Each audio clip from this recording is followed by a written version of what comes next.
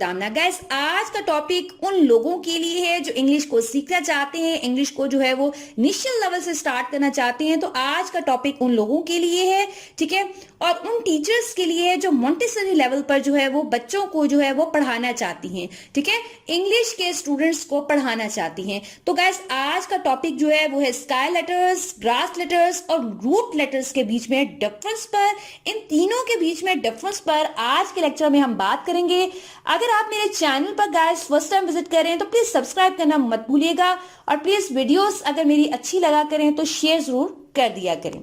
Lecture को start करने से पहले गाइस मैं चाहती हूँ कि आपके साथ एक छोटी सी बात को जो है वो डिस्कस कर लिया जाए। वो गाइस ये है कि मैंने बेसिक इंग्लिश फॉर बिगनर्स के नाम से कुछ वीडियोस अपलोड की हैं, उन लोगों के लिए अपलोड की हैं जो इंग्लिश को जो है वो इनिशियल लेवल से जो है वो सीखना चाहते हैं, ठीक है। तो मैंने उन वीडियोस का लिंक भी जो है वो डिस्क्रिप्शन बॉक्स में दे दिया है, आप वहां जाकर वो वीडियोस जो है वो देख सकते हैं। चलिए लेक्चर को जो है वो प्रॉपर स्टार्ट कर लेते हैं।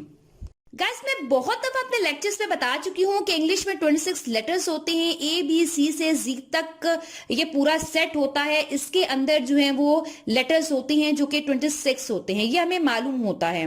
गाइस हमने जब छोटे बच्चों को पढ़ाना होता है तो हम उनको जो है वो कैपिटल लेटर्स और स्मॉल लेटर्स में फर्क बताते हैं, डिफरेंस बताते हैं। तो गाइस कैपिटल लेटर्स वो होते हैं जो कि बड़े होते हैं, जब हम बड़े लेटर्स लिखते हैं तो वो कैपिटल लेटर्स होते हैं, जब हम स्मॉल लिखते हैं, छोटे लिखते हैं तो वो स्मॉल लेटर्स होते हैं, ये आपको मालूम होगा। अब बात कर लेते हैं कि स्काई लेटर्स क्या होते हैं, ग्रास लेटर्स क्या होते हैं और रूट लेटर्स क्या होते हैं, ठीक है। इन तीनों पर डिफरेंस हमने जानना है। यहाँ पर छोटी सी बात जो है वो डिस्कस करने वाली गाइस ये है कि इंग्लिश की जो नोटबुक्स होती हैं छोटे लेवल पर वो किस तरह से होती हैं, अभी आप अपनी स्क्रीन पर देख सकते हैं।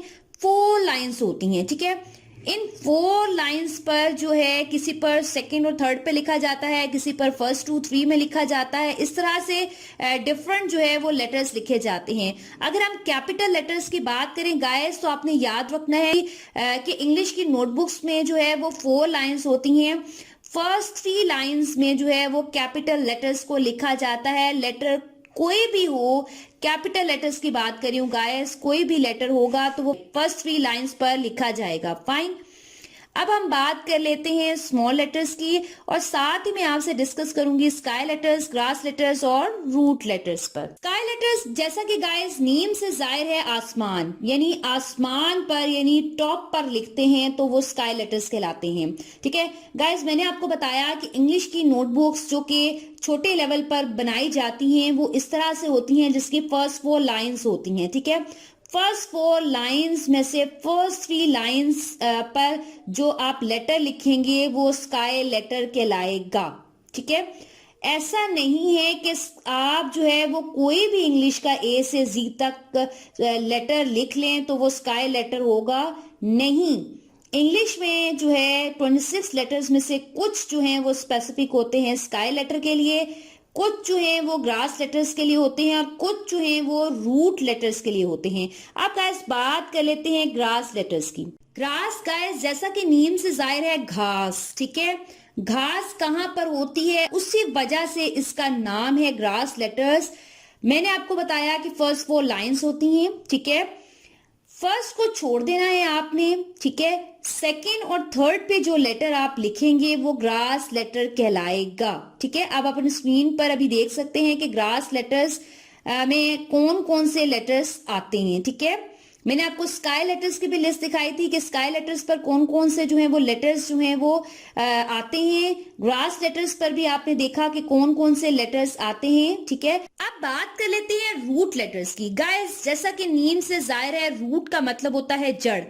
ट्री की जड़ कहां पर होती है ये आपको मालूम होता है, ठीक है, ये सबको मालूम होता है।